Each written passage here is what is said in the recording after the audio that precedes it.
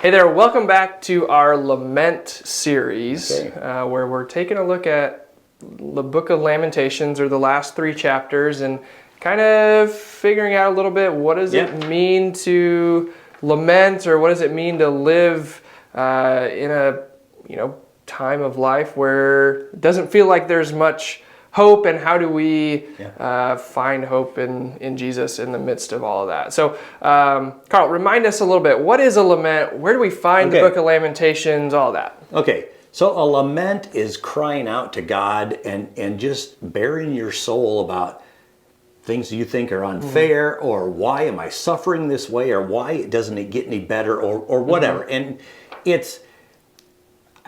I wouldn't want to call it complaining and grumbling, because we've been told all our lives that's not good.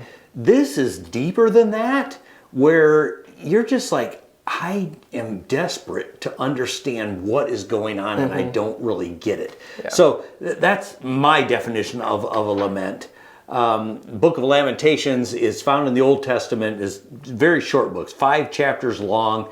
It possibly is written by Jeremiah, and then it's right after the book of Jeremiah. So in your Bible, it's probably midway through your Old Testament is probably the middle of Psalms, but it's soon after that. You got Isaiah, Jeremiah, and then Lamentations. So back half of the Old Testament. Yeah, sure. Old Testament.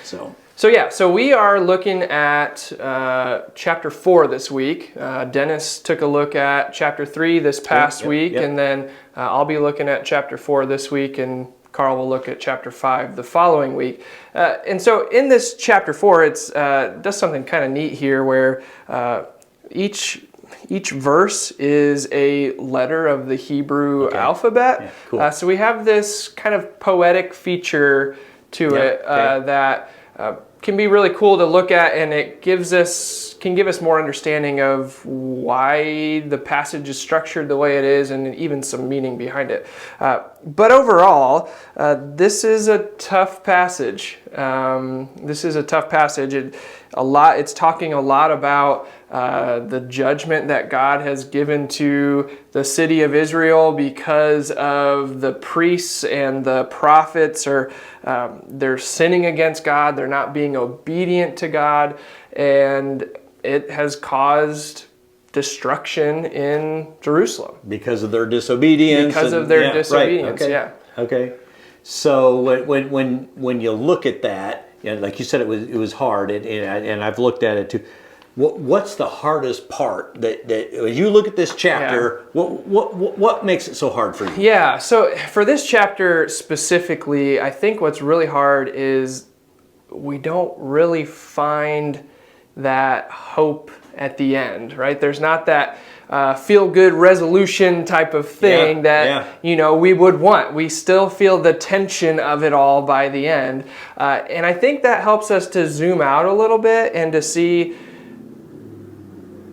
God's picture and His plan is much bigger than ours. So those times that we're in the midst of those hopeless moments, or those hopeless days, and it feels like there's no end, we can have hope and know that God's plan is a lot bigger than our own, and there is a future ahead where there is hope, and there is that love that God offers. No, I think it makes sense. I know for me, years and years ago, went through a stressful time, and it was stress, and it was affecting my body and my health and all that.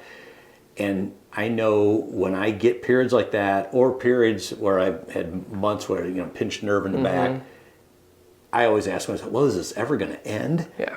And if we can look at it from God's perspective, it's a season. It's not forever. It's a season.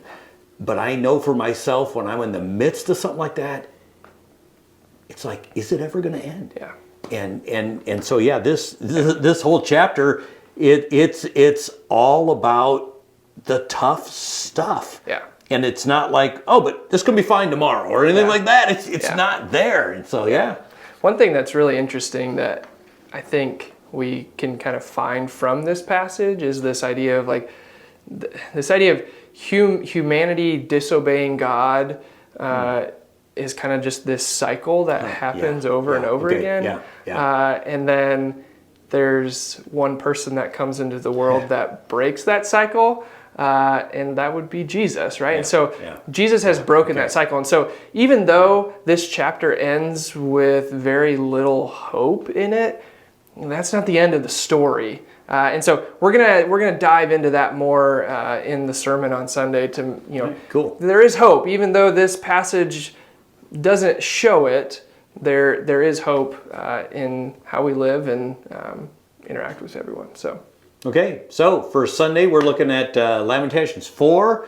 Hope you can join us. Nick will be bringing the message and read the chapter, and I think it'll be good. So great. all right, See you later.